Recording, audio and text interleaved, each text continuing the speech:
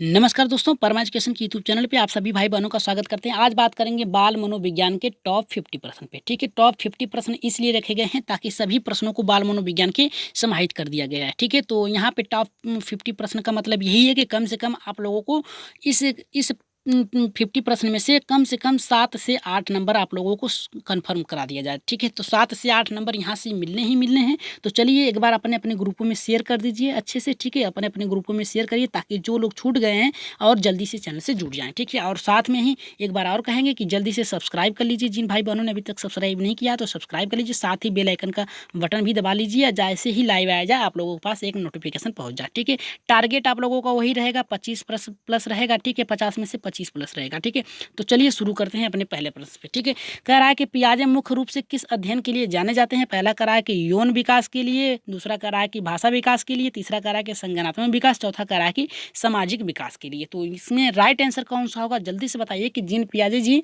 मुख्यतः किस अध्ययन के लिए जाने जाते हैं। ठीक है, तो राइट आंसर कौन होगा, हमारा पहला होगा, दूसरा होगा, तीसरा या फिर चौथा। ठीक है, तो राइट आंसर जो हमारा जाएगा संज्ञानात्मक विकास के, यहाँ पे जीन पियाजे के। ठीक है, यहाँ पे भाषा विकास की बात किया है तो नाम चोम्स्की। ठीक है, नाम चोम्स्की जी आ जाएंगे, चोम्स्की महोदय जी आ जाएंगे। ठीक है, याद रखिएगा। और सामाजिक अध्ययन आप लोग जानते हैं कोहलबर्ग। ठीक है, कोहलबर्ग से आ जाएगा। यहाँ पे राइट आंसर जो था हमारा यहाँ पे तीसरा था। ठीक है, चलिए उदाहरण थोड़ा सा देख लेते हैं। ठीक है, यहाँ पे देखिए कह रहा है हमारा, यहाँ पे कह रहा है कि संज्ञानात्मक विकास के अध्ययन के क्षेत्र में जीन पियाजे सिद्धांत अभूतपूर्व सिद्धांत आका गया, जिनमें उन्होंने बालकों के चिंतन तनकड़ा के विकास के जैविक संरचना तत्वों पर बल डालते हुए संज्ञानात्मक विकास की व्याख्या करके इसके अंतर्गत उन्होंने 4 प्रकार के अध्ययन किए। पहला कह रहा है कि किस प्रकार से अनुकूलन होता है, साम्य धारण किस प्रकार से धारण करते हैं, संरक्षण किस प्रकार से बचाव करते हैं, और संज्ञानात्मक किस प्रकार से सीखते हैं बालक। ठीक है, यहाँ पे जीन पियाजे महोदय के अंतर्गत आता है। ठीक है, तो राइट आंसर हमारा तीसरा था। चलिए दूसरे प्रश्न पे आगे बढ़ते हैं, देखते हैं दूसरा प्रश्न हमारा क्या कह रहा है। कह रहा है कि जब मानव शरीर के एक भाग को दिए गए प्रशिक्षण का अंतरण दूसरे भाग में हो जाता है तो उसे क्या कहा जाता है। ठीक है, पहला कह रहा है कि अगर एक भाग को, मानव के एक भाग को एक प्रशिक्षण दिया जाता है, उसका अंतरण दूसरे भाग में हो जाता है। ठीक है, दूसरे भाग में हो जाता है तो उसे क्या कहा जाता है, यानी एक से दूसरे में जाना क्या कहलाता है, द्विपार्श्विक कहलाता है। तो अब आप लोग जान ही गए होंगे कि इसका राइट आंसर कौन सा जाएगा, क्षैतिज होगा या फिर ऊर्ध्वाधर होगा या फिर द्विपार्श्विक अंतरण होगा या फिर उपर्युक्त में से कोई नहीं। तो राइट आंसर जो जाएगा हमारा यहाँ पे, जल्दी से बताइए, हमारा राइट आंसर यहाँ पे द्विपार्श्विक अंतरण के अंतर्गत जाएगा। ठीक है, क्योंकि यहाँ आप एक भाग से दूसरे भाग में, जैसे क्या होता है कि बालक जो होता है पहले साइकिल चलाना सीखता है। ठीक है, साइकिल चलाना सीख लेता है। ठीक है, अब साइकिल बालक चला लेता है। ठीक है, पैडल मारता है, साइकिल चला लेता है, फिर इसके बाद क्या करता है, साइकिल चलाने के बाद वो क्या करता है, बाइक चलाने लगता है, फिर इसके बाद कार चलाने, यानी उसका जो स्थानांतरण होता रहता है। ठीक है, तो राइट आंसर जो जाएगा हमारा यहाँ पे दूसरे के साथ जाएगा। ठीक है, चलिए उदाहरण में भी देख लेते हैं क्या कह रहा है हमारा।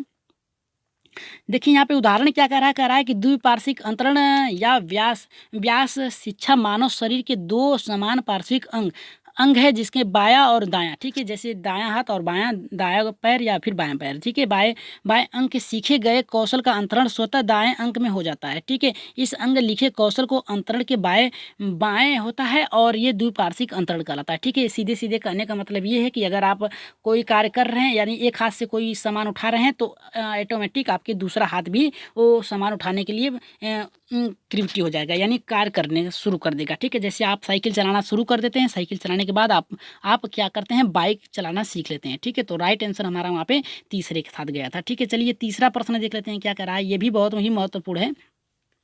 कह रहा है कि दिए हुए प्रतांगों के समूह में जो प्रतांग बधुआ सबसे अधिक बार आता है उसे क्या कहा जाता है, यानी ये कह रहा है कि अगर कोई प्रतांग दिया गया है, ठीक है, अगर वही संख्या बार बार आ रही है तो उसे क्या कहते हैं, बधुआ। ठीक है, यानी एक ही क्रम में आते जाते हैं। जैसे क्या होता है यहाँ पे देखिए, 0 से शुरू करते हैं, फिर +1 +2 +3 ऐसे शुरू करते हैं, फिर इधर अपने बाएं साइड आते हैं तो -1 -2 -3 ऐसे आता है, तो इसे क्या कहा जाता है। ठीक है, यहाँ पे पहला कह रहा है हमारा मध्यमान, दूसरा कह रहा है कि बहुलक, तीसरा कह रहा है कि मध्यांक और चौथा कह रहा है कि मानव विचलन। ठीक है। तो यहाँ पे राइट आंसर तीसरे का हमारा कौन सा जाएगा, जल्दी से बताइए। तो यहाँ पे देखिए राइट आंसर जो जाएगा हमारा दूसरे के साथ जाएगा, बहुलक। ठीक है, बहुलक होता है जो अधिक बार आए। ठीक है, बधुआ सबसे अधिक बार आए, जैसे एक एक हो गया, दो हो गया, तीन हो गया, चार हो गया, यही संख्या फिर रिपीट हो जाए, 3 4 2 फिर 1 फिर 3 ऐसे आ जाए।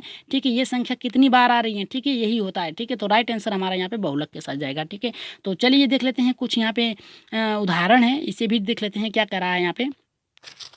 यहाँ पे कह रहा है कि बहुलांक बहुलक सांख्यिकी की केंद्रिक प्रवृत्ति माप का एक भाग होता है जिसमें माध्य मध्यिका बहुलक भी आता है। ठीक है, प्रतांगों के जिस प्रतांग की आवृत्ति सबसे अधिक बार आती है बहुलक कहलाता है। इसमें निम्न सूत्र से ज्ञात किया जाता है। ठीक है, तो चलिए देख लेते हैं अगला प्रश्न अपना क्या कह रहा है यहाँ पे, चौथा प्रश्न।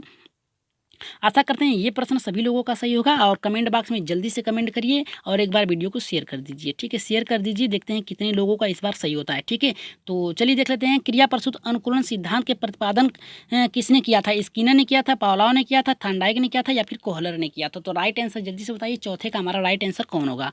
क्रिया प्रसूत अनुबंधन, ठीक है, क्रिया प्रसूत अनुबंधन का राइट आंसर कौन होगा, स्किनर होगा, पावलोव होगा, थॉर्नडाइक होगा या फिर कोहलर होंगे। ठीक है, तो जल्दी से इसका आंसर बताइए। ठीक है, यहाँ पे देखिए पावलोव ने कुत्ते पे प्रयोग किया था। ठीक है, कुत्ते पे प्रयोग किया था।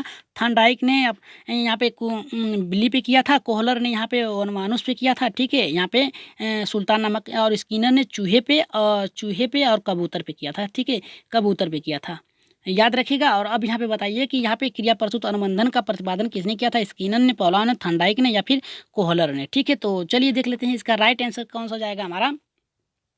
यहाँ पे थॉर्नडाइक ने जो किया था बिल्ली पे किया था, ठीक, याद रखिएगा। ठीक है, और यहाँ पे पावलोव ने कुत्ते पे किया था और कोहलर ने वनमानुष पे। ठीक है, तो चलिए देख लेते हैं इसका राइट आंसर जो होगा हमारा पहला होगा। ठीक है, राइट आंसर जो जाएगा हमारा यहाँ पे इसका पहला जाएगा। ठीक है, स्किनर महोदय ने किया था। चलिए उदाहरण देख लेते हैं क्या कह रहा है यहाँ पे।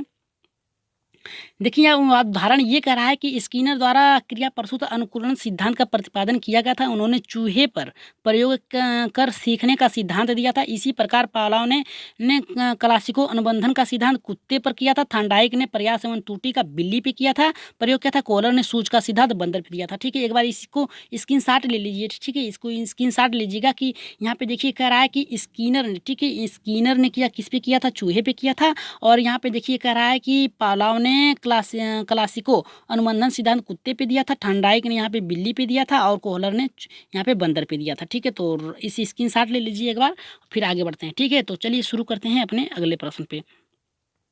यहाँ पे देखिए पांचवा प्रश्न हमारा ये कह रहा है कि अल्बर्ट बंडूरा से है। ठीक है, यहाँ पे देखिए कह रहा है कि अल्बर्ट बंडूरा निम्न में से किस सिद्धांत से संबंधित है। अल्बर्ट बंडूरा जो होते हैं निम्न में से किस सिद्धांत से जाने जाते हैं, किसके सिद्धांत के लिए जाने जाते हैं। पहला कह रहा है कि व्यवहारात्मक सिद्धांत, दूसरा कह रहा है कि सामाजिक अधिगम सिद्धांत, और यहाँ पे तीसरा कह रहा है कि विकास का संज्ञानात्मक सिद्धांत, और चौथा कह रहा है कि विकास का मनोसामाजिक सिद्धांत। ठीक है, तो राइट आंसर इसका जल्दी से बताइए कि कौन सा राइट आंसर होगा, पहला होगा, दूसरा होगा, तीसरा या फिर चौथा। तो राइट आंसर जल्दी से बताइए इसका।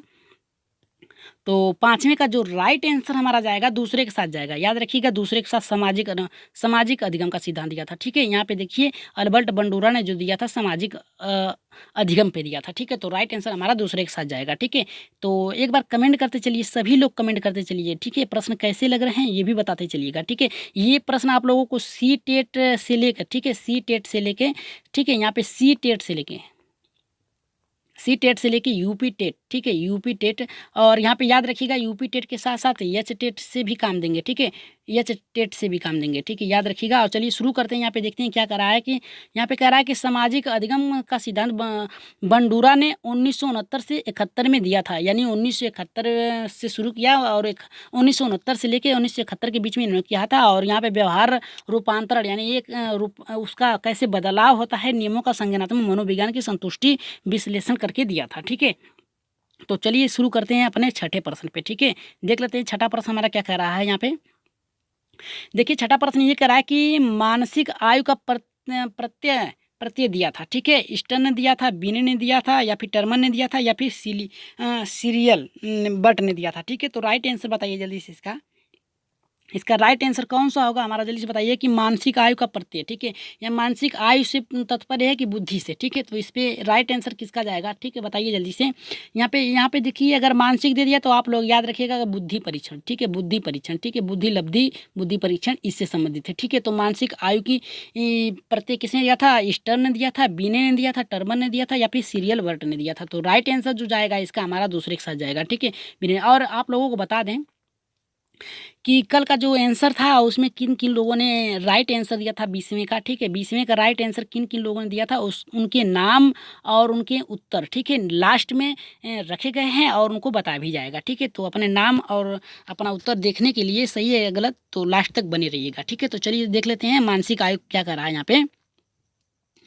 देखिए यहाँ पे कह रहा है कि मानसिक आयु एक दूसरे की तरह आयु है जिसमें प्रयोग करके बुद्धिमापन मनोवैज्ञानिक ने अधिक किया। ठीक है, यहाँ पे सम प्रत्यय का प्रतिपादन बीने और साइमन ने किया था, और तथिक आयु तात्पर्य व्यक्ति के जन्म से लेकर आयु में कितना तक बदलाव होता है उस पर किया था। और यहाँ पे कह रहा है कि आयु की उसकी बुद्धि लब्धि हैवी बुद्धि लब्धि मानसिक आयु 100% किस आयु में होती है। ठीक है, इस पे प्रयोग किया था। ठीक है, तो बीने साइमन ने ये देखा था कि सबसे ज़्यादा हाई लेवल की बुद्धि उनकी जो होती है बुद्धि लब्धि किस आयु में होती है। ठीक है, तो चलिए देख लेते हैं यहाँ पे अपना 7वां प्रश्न देख लेते हैं क्या कह रहा है हमारा। 7वां प्रश्न ये कह रहा है कि निम्नलिखित में से कौन सा सीखने का नियम नहीं। यहाँ पे देखिए सीखने का नियम कौन सा नहीं है, तनाव का नियम, तत्परता का नियम, प्रभाव का नियम, अभ्यास का नियम। तो आप लोग देखिए कि प्रश्न जान गए होंगे कि इसका राइट आंसर कौन सा होगा। यहाँ पे देखिए सीखने के नियम में तत्परता का जो नियम होता है, तत्पर आप रहेंगे तभी कोई कार्य सीख सकते हैं। ठीक है, प्रभाव आप का उस विषय में या फिर उस सब्जेक्ट में उससे सीखने में कितना प्रभाव है, क्या प्रभाव डाल रहा है आप पे सीखने के लिए। अभ्यास, जब तक आप अभ्यास नहीं करेंगे, बार बार यानी त्रुटि हो रही है, बार बार अगर करेंगे तो और आसानी से सीख सकते हैं। लेकिन यहाँ पे तनाव में आप अभ्यास नहीं कर सकते, सीख नहीं सकते, तत्पर नहीं हो सकते। ठीक है, प्रभाव नहीं डाल सकते। ठीक है, तो राइट आंसर जो जाएगा हमारा यहाँ पे पहले के साथ जाएगा। ठीक है, चलिए उदाहरण में देख लेते हैं क्या कह रहा है यहाँ पे।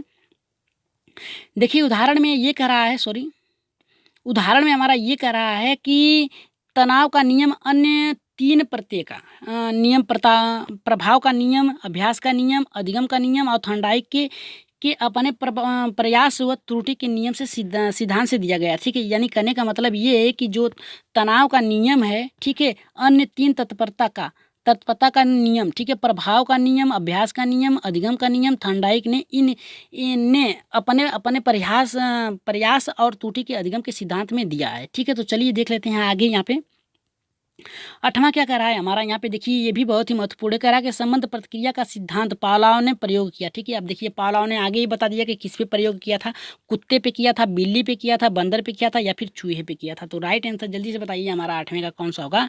तो राइट आंसर जल्दी से बताइए, पहला होगा, दूसरा होगा, तीसरा या फिर चौथा होगा। पावलोव ने अपना प्रयोग किस पे किया था, चूहे पे स्किनर ने किया था, स्किनर ने दिया था। ठीक है, बंदर पे यहाँ पे कोहलर ने दिया था, बिल्ली पे थॉर्नडाइक ने दिया था। ठीक है, और कुत्ते पे पावलोव ने दिया था। ठीक है, पावलोव ने दिया था। ठीक है, तो राइट आंसर जो जाएगा हमारा यहाँ पे पहले के साथ जाएगा।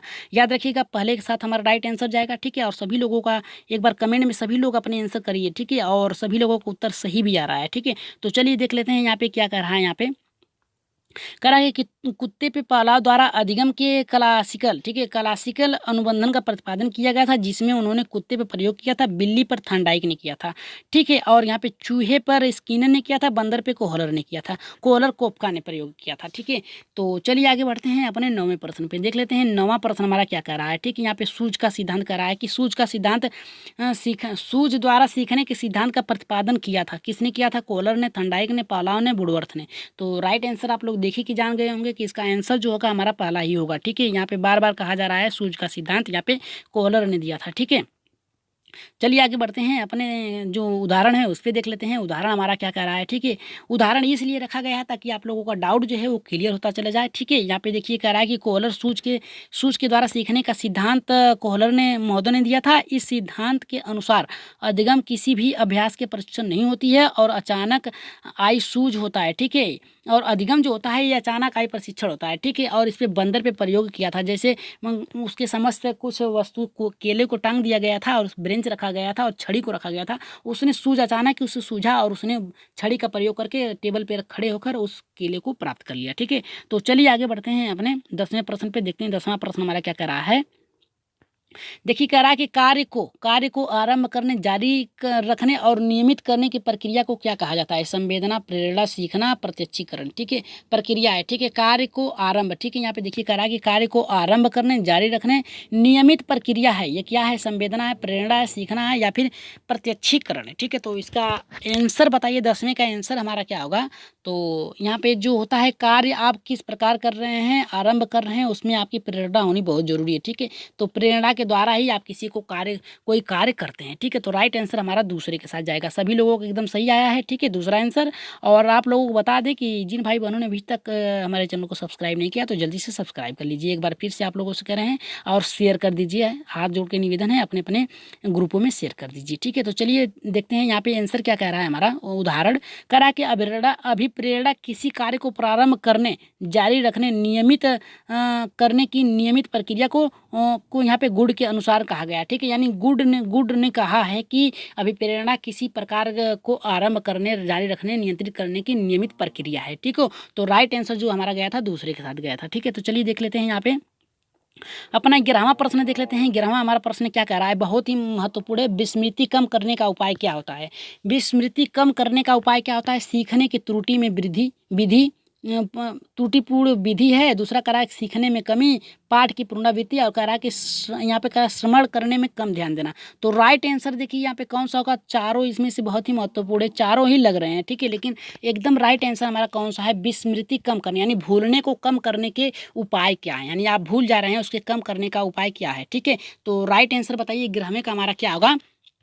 यहाँ पे सीखने की पुनरावृत्ति या त्रुटिपूर्ण विधि, ये हमारा गलत हो गया। सीखने में कमी करेंगे तो वैसे ही नहीं आपको कुछ आएगा। ठीक है, पाठ को पुनरावृत्ति यानी दोहराव, अभ्यास। ठीक है, अभ्यास के माध्यम से आप क्या करते हैं? विस्मृति कम कर सकते हैं। ठीक है, तो राइट आंसर हमारा यहाँ पे तीसरे के साथ जाएगा। राइट आंसर जो था हमारा तीसरे। ठीक है, तो चलिए उदाहरण देख लेते हैं एक बार। एनसीईआरटी ने क्या कहा है? देखिए एनसीईआरटी ने कहा है कि पाठ की पुनरावृत्ति विस्मृति स्मृति का एक नकारात्मक ऋणात्मक पक्ष है, यानी उसके विपरीतार्थमक है। ठीक है, आप क्या करते हैं? पाठ की पुनरावृत्ति करते हैं तो जो भूला हुआ कार्य है वो फिर से याद आने लगता है। ठीक है, और ये इसे गेलडार्ड ने 1963 में विस्मृति को नकारात्मक अवधारणा माना था। इसी प्रकार पाठ की पुनरावृत्ति द्वारा ही धारण को बढ़ाया जा सकता है और विस्मृति को कम किया जा सकता है। ठीक है, तो राइट आंसर जो गया था हमारा तीसरे के साथ गया था। ठीक है, तो चलिए देख लेते हैं यहाँ पे 12वां कौन सा हमारा आंसर होगा 12वें का। तो देख लेते हैं कौन सा आंसर होगा हमारा 12वें का। सॉरी, थोड़ा गर्म हो रहा था ज़्यादा। यहाँ पे देखिए कह रहा है कि क्रोध एवं भय प्रकार हैं। ठीक है, क्रोध एवं भय किसके प्रकार हैं? ठीक है, संवेग के हैं, अभिप्रेरणा के हैं, परिकल्पना के हैं, मूल प्रवृत्ति के हैं। ठीक है, तो राइट आंसर कौन सा होगा हमारा? जल्दी से बताइए। पहला होगा, दूसरा होगा, तीसरा होगा, चौथा होगा। ठीक है, यहाँ पे क्रोध और भय किसके अनुरूप यानी किसके अंतर्गत आते हैं? ठीक है, तो राइट आंसर बताइए हमारा। संवेग के अंतर्गत आते हैं, अभिप्रेरणा के, परिकल्पना के, या फिर मूल प्रवृत्ति। ठीक है, तो राइट आंसर जो जाएगा हमारा यहाँ पे पहला। ठीक है, संवेग के अंतर्गत ही क्रोध आएगा, भय आएगा, अभिप्रेरणा आएगा, परिकल्पना आएगा, लेकिन मूल प्रवृत्तियां अलग होती हैं, संवेग अलग होता है। ठीक है, तो राइट आंसर जो जाएगा हमारा यहाँ पे दूसरे के साथ, पहले के साथ जाएगा। ठीक है, सॉरी, पहले के साथ जाएगा। तो चलिए आगे बढ़ते हैं, अपने उदाहरण की तरफ देख लेते हैं। उदाहरण हमारा क्या कह रहा है? यहाँ पे देखिए कह रहा है कि संवेग, क्रोध, भय संवेग के प्रकार हैं। पहले ही कह दिया था। संवेग की व्याख्या किसने किया था? मैकडूगल के द्वारा किया गया था, और यहाँ पे 14 संवेग की व्याख्या की गई थी। ठीक है, जो प्रकार हैं 14 प्रकार के संवेग हैं। संवेग एक जटिल अवस्था में होती है, इसमें कुछ आंगिक प्रतिक्रिया होते हैं, जैसे हृदय गति परिवर्तन, रक्तचाप परिवर्तन, सांस की गति परिवर्तन। इसके अलावा बाहरी अंगों का परिवर्तन भी होता है। ठीक है, संवेग के माध्यमों से। ठीक है, जैसे संवेग के माध्यम से थोड़ा सा उदाहरण दे दिया आप लोगों को। अगर संवेग के माध्यम से आपको क्रोध आ रहा है, ठीक है, तो बाहरी संरचना क्या होती है, कैसे प्रभावित होती है? आपकी आंखें लाल हो जाती हैं, आपके चेहरे लाल हो जाते हैं, आप एक गुस्से में नजर आते हैं। ठीक है, और आंतरिक क्या होता है? ब्लड प्रेशर आपकी बढ़ने लगती है। ठीक है, तो यही होता है आंतरिक और बाहरी। ठीक है, तो चलिए आगे बढ़ते हैं अपने यहाँ पे 13वें प्रश्न पे देख लेते हैं। 13वां प्रश्न हमारा क्या कह रहा है? कह रहा है कि दूसरे व्यक्ति के बाह्य व्यवहारों की नकल करना, यानी दूसरे व्यक्ति की बाह्य जो दूसरा व्यक्ति कर रहा है उसके बाह्य व्यवहारों को नकल करना क्या कहलाता है? अनुकरण कहलाता है, सीखना कहलाता है, कल्पना कहलाता है, चिंतन कहलाता है। तो राइट आंसर पहला होगा, दूसरा, तीसरा, चौथा कौन सा होगा? जल्दी से कमेंट करिए आप लोग। जल्दी से कमेंट करिए। आप लोगों को ये याद रखिएगा कि हमें आज टारगेट जो है बहुत ही बड़ा टारगेट है 50 से, इसलिए आप लोगों को कमेंट पे ज़्यादा ध्यान नहीं दे रहे हैं, लेकिन हम लोग अपना जो सी-टेट हमें क्वालिफाई करना है उस पे ध्यान देना है, ठीक है। 2020 जो टारगेट है हमारा उस पे ध्यान देना है, ठीक है। तो चलिए देख लेते हैं यहाँ पे 13वां हमारा क्या कह रहा है कि कह रहा है कि दूसरे व्यक्ति की नकल करना, व्यवहार की नकल करना क्या कहलाता है? अनुकरण, सीखना, कल्पना, चिंतन, ठीक है। तो राइट आंसर जो जाएगा हमारा 13वें का राइट आंसर जो जाएगा हमारा पहले के साथ जाएगा, ठीक है। राइट आंसर हमारा 13वें के साथ जाएगा, 13वां का पहला जाएगा। अनुकरण के द्वारा ही आप किसी की क्रिएटिविटी को सीख सकते हैं, ठीक है। जैसे आप अगर बालक छोटा है, ठीक है, छोटा है बालक, तो अपने माता पिता जैसे भी कार्य करते हैं, ठीक है, उनका अनुकरण करके वो बालक भी सीख जाता है, ठीक है। तो राइट आंसर जो जाएगा हमारा यहाँ पे पहले के द्वारा जाएगा। अगर विद्यालय की बात किया जाए तो टीचर जैसे जैसे क्रिएटिविटी करता है वैसे वैसे बालक करके सीखता है। ब्लैक बोर्ड पे टीचर लिख रहा है तो बालक उसकी नकल करके अपने बुक पे लिख सकता है, ठीक है। तो राइट आंसर जो जाएगा हमारा अनुकरण के साथ जाएगा, ठीक है। चलिए उदाहरण देख लेते हैं थोड़ा सा। यहाँ पे उदाहरण कर रहा है कि अनुकरण या नकल इन दूसरे व्यक्तियों के व्यवहारों की नकल करना, अनुकरण समान प्रदर्शन किया जा सकता है, तो ये अनुकरण की श्रेणी में आता है। यानी किसी भी व्यक्ति का नकल करना अनुकरण के अंतर्गत आता है, ठीक है। तो चलिए आगे बढ़ते हैं अपने यहाँ पे 14वें प्रश्न पे, ठीक है। देखते हैं 14वां प्रश्न में क्या कह रहा है कि यदि पूर्व ज्ञान अनुभव नए प्रकार के सीखने में सहायता करते हैं तो उसे क्या कहलाता है, ठीक है। कह रहा है कि अगर पूर्व ज्ञान आपका है, यानी पहले से सीखे हुए हैं किसी काम को और उसको नए अनुभवों में जोड़ के अगर कार्य करते हैं तो उसे क्या कहा जाता है, ठीक है। उसे कहते हैं सकारात्मक प्रशिक्षण स्थानांतरण, दूसरा कह रहा है नकारात्मक प्रशिक्षण स्थानांतरण, या फिर कह रहा है कि प्रशिक्षण स्थानांतरण या फिर सीखना। तो 14वें का राइट आंसर बताइए। 14वें का राइट आंसर या चौथा होगा, तीसरा होगा, या फिर दूसरा या फिर पहला, ठीक है। तो राइट आंसर जल्दी से बताइए। पहला होगा, दूसरा, तीसरा या फिर चौथा? सीखना होगा, प्रशिक्षण कहलाएगा, या फिर नकारात्मक या फिर सकारात्मक? तो राइट आंसर जो जाएगा हमारा पहले के साथ जाएगा, ठीक है, सकारात्मक। क्योंकि आपका पहले वाला ज्ञान जो है इस समय काम कर रहा है, ठीक है। पहले आपने कमल बनाया हुआ है, ठीक है, कमल बनाया हुआ है, ठीक है, और इस समय आपको वही बनाने के लिए कह दिया जाए, ठीक है, तो आपका क्या कहेगा? सकारात्मक ही काम करेगा ना, यानी सीखी हुई ज्ञान को फिर से बाह्य जीवन में प्रयोग करना आपका सकारात्मक हो गया, ठीक है। तो राइट आंसर जो जाएगा हमारा पहले के साथ जाएगा, ठीक है। तो चलिए उदाहरण देख लेते हैं। यहाँ पे देखिए कह रहा है, सीधे सीधे कह रहा है कि धनात्मक यानी सकारात्मक हस्तांतरण भी कहते हैं, ठीक है। पूर्व अर्जित ज्ञान की नवीन ज्ञान को अर्जित करने में सहायता करती है, तो उसे क्या कहा जाता है? धनात्मक कहा जाता है, ठीक है। तो राइट आंसर हमारा पहले के साथ गया था। चलिए 15वें प्रश्न को देख लेते हैं। 15वां प्रश्न हमारा क्या कह रहा है? यहाँ पे देखिए कह रहा है कि सीखी हुई बात को पुनः स्मरण करने में असफलता प्राप्त को क्या कहता है? यानी पहले की बातों को आप जो सीख चुके हैं बातों को, उसको फिर से आप स्मरण करना चाहते हैं, यानी फिर से याद करना चाहते हैं और याद नहीं कर पाते हैं, असफल हो जाते हैं, तो उसे क्या कहा जाता है? कह रहा है कि स्मृति कहा जाता है, कल्पना कहा जाता है, विस्मृति या फिर ध्यान। तो राइट आंसर कौन सा होगा? पहला होगा, दूसरा, तीसरा, चौथा? जल्दी से कमेंट करिए आप लोग, देखते हैं इसका आंसर किसका सबसे पहले आता है, ठीक है। तो राइट आंसर जल्दी से बताइए। सीखी हुई बात को स्मरण करने या पुनः स्मरण करने में आपकी असफलता को साबित करता है क्या? स्मृति, कल्पना, विस्मृति या फिर ध्यान? तो राइट आंसर आप लोगों को पता ही चला गया होगा कि यहाँ पे विस्मृति यानी याद न कर पाना, विस्मृति यानी भूल जाना, ठीक है। भूल जाना यानी तभी न याद नहीं कर पा रहे हैं। आपको पहले का आप जानते हैं कि क मिस होता है कबूतर, ठीक है, कबूतर होता है, और इस समय आप लोगों को बता दिया गया है कि क मिस कौआ होता है, ठीक है। तो आप ये इस समय नहीं बता पा रहे हैं, ठीक है, कि क मिस कबूतर भी होता है और इस समय कौआ का प्रयोग कर रहे हैं, ठीक है। तो हो गया ना विस्मृति, तो याद ना कर पाना यही विस्मृति कहलाता है, ठीक है। तो राइट आंसर हमारा तीसरे के साथ जाएगा। चलिए उदाहरण देख लेते हैं। कह रहा है कि विस्मृति, ठीक है, विस्मरण, ठीक है, भूलने संबंधित है। जब सीखा हुआ ज्ञान धारण न हो पाना, धारण न वो किया जा सके, यानी धारण न किया जा सके, तो उसे विस्मृति करेंगे, यानी भूल जाना ही विस्मृति कहलाता है, ठीक है। तो चलिए आगे बढ़ते हैं अपने 16वें प्रश्न पे, ठीक है। यहाँ पे देखिए क्या कर रहा है। यहाँ पे देखिए बहुत ही महत्वपूर्ण प्रश्न है। यहाँ पे देखिए, इसको स्क्रीनशॉट एक बार ले लीजिए। टर्मन के अनुसार 90 से 100 बुद्धि लब्धि वाले बालक माना जाता है। ये देखिए सी-टेट में पूछा गया है, ठीक है, सी-टेट में पूछा गया है, ठीक है, लगभग 2-2 साल के गैप में पूछा गया है, ठीक है, 2-2 वर्ष के गैप में पूछा गया है, ठीक है। तो इसे आप लोग स्क्रीनशॉट मार लीजिए या फिर याद कर लीजिए, ठीक है। ये ऐसा ना हो कि आप लोग पेपर में बैठें और आप लोग को याद ना हो और आप लोग विस्मृति के कारण का विकास कारण बन जाए, ठीक है। तो यहाँ पे कह रहा है कि 90 से 100 बुद्धि लब्धि वाले बालक माने जाते हैं। समान बुद्धि वाले, मंद बुद्धि वाले, श्रेष्ठ बुद्धि वाले या फिर क्षीण बुद्धि वाले? तो राइट इसका आंसर क्या होगा? तीसरा होगा, दूसरा होगा या फिर चौथा होगा या फिर पहला होगा? तो राइट आंसर इसका पहला ही होगा, ठीक है। सामान्य बुद्धि वाले माने जाते हैं 90 से 100, ठीक है। आइए देख लेते हैं नीचे थोड़ा सा उदाहरण। यहाँ पे देख लीजिए कहा है, किसने दिया है ये भी देख लीजिए। सामान्य बुद्धि टर्मन के द्वारा बुद्धि लब्धि की अवधारणा के प्रतिपादन किया गया था, जिसमें मानसिक तथा तथैतिक आयु द्वारा बुद्धि लब्धि ज्ञात की जाती है। और हैबी, ठीक है, हैबु बुद्धि लब्धि मानसिक आयु 100 तैथिक वायु, इस प्रकार के 90 से 100 के बीच वाले बालक जो होते हैं सामान्य बुद्धि वाले कहलाते हैं। ठीक है, याद रखिएगा 90 से 100 के बीच में वाले जो होते हैं बालक, वो क्या कहलाते हैं, सामान्य बुद्धि वाले कहलाते हैं। ठीक है, तो चलिए आगे बढ़ते हैं 17वें प्रश्न पे। देखते हैं 17वां प्रश्न हमारा क्या कह रहा है, ये भी बहुत ही महत्वपूर्ण है। कह रहा है कि हाल का सिद्धांत निम्न में किसकी व्याख्या करता है।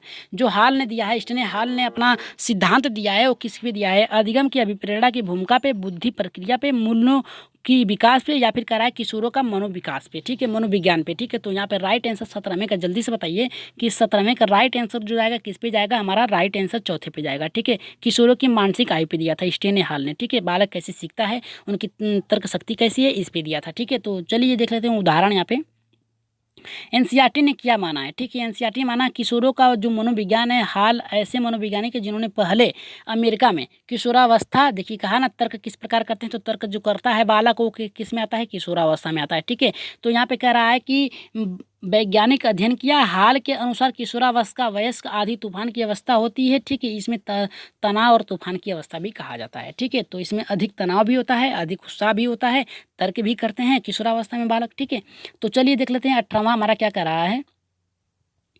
18 हमारा ये कह रहा है कि मानव व्यक्तित्व के मनोलैंगिक विकास को निम्नलिखित में से किसको महत्व दिया गया है। कह रहा है कि मानव जो व्यक्तित्व है उसके लैंगिक विकास को निम्नलिखित से किस पे महत्व दिया गया था। पहला कह रहा कि हाल ने दिया था, केमेनियस ने दिया था, हमिंगबर्ग ने दिया था, फ्रायड ने दिया था। तो राइट आंसर बताइए इसका कि जो मानव व्यक्तित्व का जो मनोलैंगिक विकास है इसे किसने दिया था, इसका महत्व किसने दिया था, हाल ने दिया था, कह रहा कि कमेनियस ने दिया था, या फिर कह रहा हालिंगवर्ड ने कहा था, वर्थ ने कहा था, या फिर फ्रायड ने कहा था। तो राइट आंसर इसका बताइए कौन सा होगा हमारा 18वें का। ठीक है, तो थोड़ा सा कठिन है ये प्रश्न, लेकिन बहुत ही, हमने कहा था कि आप लोगों को कुछ कुछ ऐसे भी प्रश्न मिल सकते हैं जो आप लोगों ने नहीं देखा होगा। ठीक है, तो यहाँ पे बताइए कि इसका आंसर क्या होगा 18वें का जो आंसर होगा फ्रायड ने दिया था। ठीक है, तो फ्रायड ने मानव व्यक्तित्व मनोलैंगिक का विकास के सिद्धांत को दिया था। ठीक है, तो राइट आंसर हमारा चौथे के साथ जाएगा 18वें का। ठीक है, चलिए देख लेते हैं, उदाहरण भी देखना बहुत ही जरूरी है। उदाहरण एनसीईआरटी क्या मानता है उसे देख लेते हैं। यहाँ पे कह रहा है कि सिगमंड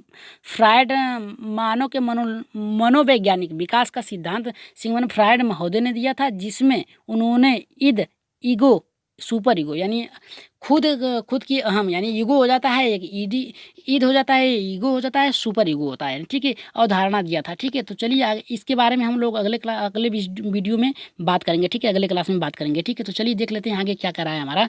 ठीक है, उदाहरण उदाहरण ही था। ठीक है, यहाँ पे 19वां देख लेते हैं क्या कर रहा है हमारा। 19वां है भी बहुत ही महत्वपूर्ण है। मनोविज्ञान की प्रथम प्रयोगशाला कहाँ स्थापित थी।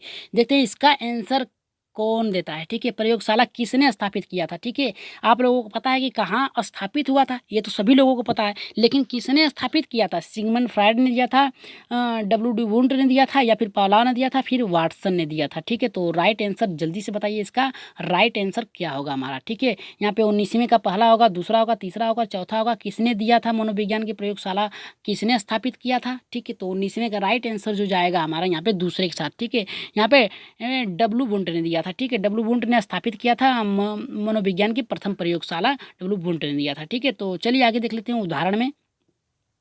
ठीक है, और कब दिया था। ठीक है, ये भी देख लेते हैं। विलियम बुंट ने मनोविज्ञान की प्रक्रम प्रयोगशाला, ठीक है, 1879, ठीक है, 1879 में जर्मनी में की थी। इन्होंने अपने सहयोग के साथ प्रत्यक्षण, संवेदना, दयात एवं संवेग जैसी प्रमुख मानसिक प्रक्रियाओं की अध्ययन किया था। ठीक है, अध्ययन किया था। ठीक है, और इन्होंने ही प्रयोग स्थापित किया था। ठीक है, तो चलिए आगे बढ़ते हैं अपने 20वें प्रश्न पे। ठीक है, देख लेते हैं 20वां हमारा क्या कह रहा है, ये भी बहुत ही महत्वपूर्ण है। ठीक है, 20वां ये कह रहा है कि गेस्टाल्ट मनोविज्ञान की आधारशिला किसने रखी। कह रहा है कि गेस्टाल्ट मनोविज्ञान की आधारशिला किसने रखा था। ये प्रश्न अपने में ही बहुत ही महत्वपूर्ण है। कह रहा है मैक्स वर्थिमर ने दिया था, वर्धिमन होगा या फिर, ठीक है, वर्धिमन होगा। ठीक है, वर्धिमन ने दिया था, फिर प्रांज ब्रेंटोनो ने दिया था, डगलर रूबिन ने दिया था, फिर कर्ट लेविन ने दिया था। तो 20वें का आंसर जो होगा राइट होगा जो हमारा यहाँ पे मैक्स वर्धिमन ने दिया था। ठीक है, यहाँ पे राइट आंसर जो जाएगा हमारा पहले के साथ जाएगा, वो थीमन ने दिया था। ठीक है, राइट आंसर हमारा पहले के साथ जाएगा। ठीक है,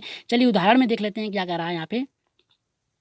कह रहा है कि गेस्टाल मनोविज्ञान की आधारशिला 4 जर्मन मनोविज्ञानी, देखिए यहाँ पे 4 जर्मन मनोविज्ञानी दिया था। मैक्स वर्थीमर ने दिया था, यहाँ पे कह रहा है कि वोल्फ गेल ने दिया था, कोहलर ने दिया था, कुर्ट कोपका ने दिया था, ठीक है, और लेविन ने रखा था, ठीक है, तथा लेवी ने रखा था, ठीक है, इसका नाम रखा था मनोविज्ञान की आधारशिला, ठीक है। तो चलिए देख लेते हैं अगला हमारा 21वां क्या कह रहा है, ये भी बहुत ही महत्वपूर्ण है, ठीक है। कह रहा है कि संघनन सिद्धांत, ठीक है, संघनन सिद्धांत निम्न में से किससे संबंधित है। यहाँ पे कह रहा है संघनन सिद्धांत किससे संबंधित है। पहला कह रहा है कि अभिप्रेरणा से, दूसरा कह रहा है अधिगम से, तीसरा कह रहा है कि स्मृति से, चौथा कह रहा है कि सृजनात्मकता से, ठीक है। तो राइट आंसर बताइए हमारा पहला होगा, दूसरा होगा, तीसरा या फिर चौथा। तो राइट आंसर जल्दी से बताइए हमारा राइट आंसर कौन सा होगा, पहला होगा, दूसरा, तीसरा या फिर चौथा। तो जल्दी से बताइए किसमें का आंसर क्या होगा हमारा। तो किसमें का आंसर जो जाएगा स्मृति, ठीक है। संघनन क्या होती है, स्मृति होती है, यानी सीखने की एक प्रक्रिया होती है, ठीक है, स्टोरेज होती है, ठीक है। तो राइट आंसर जो जाएगा हमारा यहाँ पे तीसरे के साथ जाएगा, ठीक है। चलिए देख लेते हैं उदाहरण में संघनन सिद्धांत स्मृति से संबंधित है, ठीक है। तो चलिए देख लेते हैं 22वां हमारा क्या कह रहा है। कह रहा है कि क्षेत्र सिद्धांत निम्न में से किस वर्ग से संबंधित है, किस वर्ग का सिद्धांत है। कह रहा है कि क्षेत्र सिद्धांत जो है किस वर्ग से है, ठीक है, संरचनावादियों से है, दूसरा कह रहा है व्यवहारविदों से है, तीसरा कह रहा है कि मनोविश्लेषकों से है, और यहाँ पे चौथा कह रहा है कि गेस्टालवादियों से है। तो क्षेत्र सिद्धांत के बारे में बात कर रहा है, ठीक है, याद रखिएगा क्षेत्र सिद्धांत से बात कर रहा है। तो क्षेत्र सिद्धांत की सभी प्रकार की जो क्रिएटिविटी थी वो गेस्टालवादियों ने दिया था, ठीक है। तो राइट आंसर जो जाएगा हमारा चौथे के साथ जाएगा, याद रखिएगा चौथा राइट आंसर होगा सर जी। चलिए उदाहरण देख लेते हैं क्या होगा हमारा। उदाहरण क्या कह रहा है यहाँ पे, कह रहा है कि अधिगम संबंधित क्षेत्र सिद्धांत लेविन द्वारा, ठीक है, लेविन द्वारा प्रतिपादित किया गया था। लेविन ने एक गेस्टालवादी मनोवैज्ञानिक है, लेविन जो है एक गेस्टालवादी मनोवैज्ञानिक है। लेविन का क्षेत्र सिद्धांत सामान्य शब्दावली का ये कहलाता है, ठीक है, मानव व्यवहार, व्यक्ति और वातावरण दोनों के प्रतिफूल, जिसमें सांकेतिक रूप से ए और ए बी बराबर होता है, बी बराबर एफ पी ई के द्वारा प्रदर्शित किया जाता है, ठीक है। तो इसे याद रखिएगा और इसे स्क्रीनशॉट ले लीजिएगा, इतना, ठीक है, स्क्रीनशॉट ले लीजिएगा इसे या फिर नोट कर लीजिए, ठीक है। तो चलिए देख लेते हैं, या फिर बाद में वीडियो देख लीजिएगा इसे, ठीक है। तो चलिए देख लेते हैं क्या कर रहा है यहाँ पे। बैटरी का प्रयोग निम्न में किसके मापन हेतु किया जाता है। रुचि, व्यक्तित्व, बुद्धि या फिर अक्षमता, ठीक है। यहाँ पे देखिए ये भी बहुत ही महत्वपूर्ण प्रश्न है क्योंकि कई बार पूछा जा चुका है, ठीक है। ये देखिए टेट में भी पूछा जा चुका है, ठीक है, टेट में भी पूछा जा चुका है और सी टेट में भी पूछा जा चुका है, ठीक है, सी टेट में दोनों में पूछा जा चुका है, ठीक है, और एच टेट, ठीक है, एच टेट में भी पूछा जा चुका है, ठीक है। जिन लोगों ने भरा है मध्य प्रदेश का उसमें भी आ सकता है, ठीक है। तो चलिए बताइए यहाँ पे बैटरी का प्रयोग निम्नलिखित किसके लिए किया जाता है। रुचि के लिए, व्यक्तित्व के लिए, बुद्धि के लिए या फिर अक्षमता के लिए। तो 23वें का राइट आंसर क्या होगा हमारा, 23वें का राइट आंसर जो होगा हमारे यहाँ पे बुद्धि प्रकार की, ठीक है, बुद्धि की बैटरी परीक्षण होता है, ठीक है। तो यहाँ पे राइट आंसर जो जाएगा यहाँ पे मर्रे के साथ जाएगा, ठीक है, मर्रे, ठीक है, मर्रे ने बुद्धि परीक्षण का सिद्धांत दिया था, ठीक है। बैटरी का भाटिया सॉरी यहाँ पे मर्रे नहीं भाटिया होंगे, ठीक है। तो चलिए देख लेते हैं क्या कह रहा है यहाँ पे। बुद्धि भाटिया बैटरी बुद्धि मापन के लिए प्रयोग किया जाता है, ठीक है। इसमें भाटिया द्वारा भारत में बुद्धि परीक्षण का निर्माण किया गया था। ये शाब्दिक बुद्धि परीक्षण यानी पूछ कर होता है, ठीक है। यहाँ पे बैटरी परीक्षण किसने दिया था, भाटिया ने दिया था, ठीक है। इसमें क्या होता है, बालकों से शब्द पूछे जाते हैं, ठीक है, उनका अध्ययन किया जाता है, ठीक है। तो राइट आंसर जो गया था हमारा तीसरे के साथ गया था, ठीक है। चलिए 24वां देख लेते हैं क्या कह रहा है यहाँ पे। 24वां ये कह रहा है कि अभिक्रमायोजित अधिगम का प्रत्यय किससे संबंधित था, ठीक है। अब देखिए यहाँ पे कह रहा है कि अभिक्रमायोजित अधिगम का प्रत्यय किससे संबंधित था। पहला कह रहा है कि थॉर्नडाइक से, दूसरा हल से, तीसरा स्किनर से, चौथा वाटसन से, ठीक है। तो राइट आंसर जल्दी से बताइए इसका 24वें का राइट आंसर कौन सा होगा हमारा, पहला होगा, दूसरा होगा, तीसरा या फिर चौथा। तो राइट आंसर जो 24वें का हमारा जाएगा यहाँ पे स्किनर के साथ जाएगा, ठीक है, अभोक्रमित, ठीक है, अधिगम का सिद्धांत, ठीक है। इसमें क्या होता है, बालक किस प्रकार से सीख रहा है उस पर यहाँ पे स्किनर महोदय ने बताया है, ठीक है। यहाँ पे चूहे और कबूतर पे किया था, ठीक है, याद रखिएगा। और किस प्रकार से वो सीखते हैं, दाने को किस प्रकार से लेते हैं और एक चूहे को बॉक्स में बंद किया जाता है और किस प्रकार से करंट दिया जाता है और कैसे अपनी क्रिएटिविटी करता है, ठीक है। यहाँ पे हमारा तीसरे के साथ जाएगा, ठीक है। तो चलिए देख लेते हैं यहाँ पे क्या कहलाता है। यहाँ पे कह रहा है कि स्किनर जिम जिस प्रकार से पलाव का नाम क्लासिकल अनुबंधन से जुड़ा है उसी प्रकार स्किनर का नाम संवेगात्मक अनुबंधन से जुड़ा है, ठीक है। संवेगात्मक यानी किस प्रकार से संवेग यानी एक दूसरे से आदान प्रदान, ठीक है। संवेग अनुबंधन से क्रिया प्रसूत अनुबंधन भी कहा जाता है, ठीक है। तो चलिए आगे बढ़ते हैं अपने 25वें प्रश्न पे देख लेते हैं। 25वां प्रश्न हमारा क्या कह रहा है। यहाँ पे देखिए 25वां थोड़ा सा बड़ा हो गया है, तो इसे एक प्रश्न नीचे करके देख लेते हैं। यहाँ पे कह रहा है कि व्यवहारिक क्षमता, ठीक है, यहाँ पे कह रहा है कि व्यवहारिक क्षमता, ठीक है, व्यवहारिक क्षमता व सापेक्ष अस्थायी परिवर्तन, ठीक है, व्यवहारिक क्षमता व अस्थायी परिवर्तन प्रचलित अभ्यास की परिणाम होता है, उसे क्या कहा कहते हैं, ठीक है, अभिप्रेरणा, अधिगम, अभिवृत्ति, और नीचे एक दिया गया है हमारा अभिक्षमता, ठीक है। तो इसका राइट आंसर कौन सा होगा, जल्दी से बताइए, अभिप्रेरणा, अधिगम, अभिवृत्ति या फिर अक्षमता, ठीक है, अभिक्षमता, ठीक है। तो ये यहाँ पे लिख दे रहे हैं, चौथा क्या होगा, अभिक्षमता, ठीक है, अभिक्षमता, ठीक है, अभिक्षमता लिखा था, ठीक है। तो चौथा अभिक्षमता था, तो इसका राइट आंसर पहला, दूसरा, तीसरा या फिर चौथा होगा अभिक्षमता। तो राइट आंसर जो 25वें का हमारा जाएगा, यहाँ पे दूसरे के साथ जाएगा, अधिगम के साथ जाएगा, ठीक है। यहाँ पे व्यवहार में अधिगम का परिवर्तन ही क्या कहलाता है, आपका अधिगम। व्यवहारिक क्षमता में जो होता है परिवर्तन ही क्या कहलाता है, अधिगम कहलाता है, ठीक है। तो राइट आंसर दूसरे के साथ जाएगा। चलिए देख लेते हैं यहाँ पे उदाहरण। सीखना अधिगम एक ऐसी प्रक्रिया है जिसके द्वारा अभिभूति अभ्यास के फलस्वरूप व्यवहार में अपेक्षाकृत परिवर्तन हो सकता है, ठीक है। यानी सीखने के द्वारा हम अपने व्यवहार में परिवर्तन कर सकते हैं, ठीक है। या फिर ये भी कर सकते हैं, आपके आस पास पड़ोस में जितने भी एक्टिविटी होती है उसके द्वारा आप जो सीखते हैं उसका प्रभाव आप पे पड़ता है, वही अधिगम कहलाता है, ठीक है। तो चलिए देख लेते हैं यहाँ पे 26वां क्या कह रहा है। यहाँ पे 26वां ये कह रहा है कि संज्ञान किस प्रकार की बुद्धि के सिद्धांत का हिस्सा है, ठीक है। संज्ञान जो होता है, संज्ञान में सीखना होता है, ठीक है, किस प्रकार से बुद्धि का सिद्धांत कहलाता है, ठीक है, किससे हिस्सा है, ठीक है। समूह कारक सिद्धांत, दूसरा कह रहा है कि प्रतिदर्शक सिद्धांत, तीसरा कह रहा है कि गिलफोर्ड सिद्धांत यहाँ पे कह रहा है, चौथा कह रहा है हमारा कि फ्लूइड फ्लूइड तथा विस्टलाइजर्स सिद्धांत, ठीक है। तो चौथा हमारा ये होगा। और बताइए राइट आंसर कौन सा होगा, पहला, दूसरा, तीसरा या फिर चौथा। तो राइट आंसर जल्दी से बताइए हमारा चौथा कौन सा होगा, सॉरी 26वां का कौन सा होगा, हमारा पहला होगा, दूसरा, तीसरा या फिर चौथा। तो 26वें का राइट आंसर जो जाएगा हमारा यहाँ पे गिलफोर्ड सिद्धांत कहलाएगा, ठीक है। संज्ञान जो था यहाँ पे गिलफोर्ड सिद्धांत के द्वारा नाम से जाना जाता है, ठीक है। तो चलिए आगे बढ़ते हैं अपने उदाहरण पे।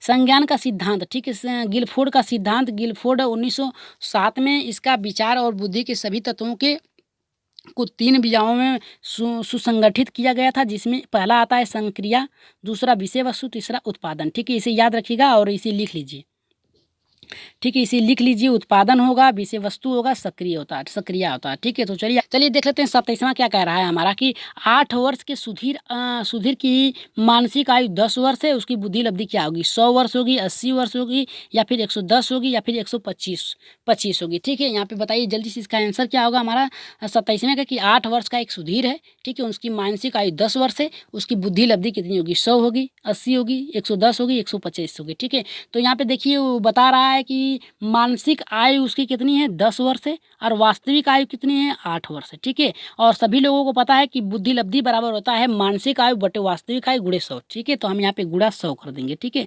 यहाँ पे गुणे 100 कर देंगे। तो अब 10 से 100 में गुणा करेंगे तो हमारा आएगा 1000, अब बटे कर देंगे 8, ठीक है। तो अब काटेंगे 1000 को हम 8 से, तो आएगा 125, ठीक है। तो राइट आंसर हमारा यहाँ पे चौथे के साथ जाएगा। राइट आंसर हमारा किसके साथ जाएगा, चौथे के साथ जाएगा, याद रखिएगा, चौथे के साथ हमारा राइट आंसर जाएगा, ठीक है। तो चलिए आगे बढ़ लेते हैं। यहाँ पे देख लेते हैं, थोड़ा सा उदाहरण बता ही दिया गया है, 125 आएगा। तो चलिए देख लेते हैं यहाँ पे 28वां, ठीक है। यहाँ पे 28वां देख लेते हैं क्या कह रहा है। यहाँ पे कह रहा है, सॉरी थोड़ा सा कट गया प्रश्न, नीचे कर लेते हैं इसे। 28वां ये कह रहा है कि संवेग का कौन सा सिद्धांत इस विचार को मानता है कि संवेग अनुभव संज्ञानात्मक व्यवहार पर आधारित होता है। पहला कह रहा है कि हाइपरटोलसिक सिद्धांत, दूसरा कह रहा है कि जेम्स लैंगिक विद्या सिद्धांत, तीसरा कह रहा है कि सब्रियता सिद्धांत, ठीक है। और यहाँ पे देखिए चौथा कह रहा है हमारा अभिप्रेरणा सिद्धांत, ठीक है, अभिप्रेरणा सिद्धांत, ठीक है। तो इसका राइट आंसर कौन सा होगा 28वां का, जल्दी से बताइए कि संवेग कौन सा सिद्धांत इस विचार को मान्यता देता है कि संवेग अनुभव संवेगात्मक व्यवहार पर आधारित है।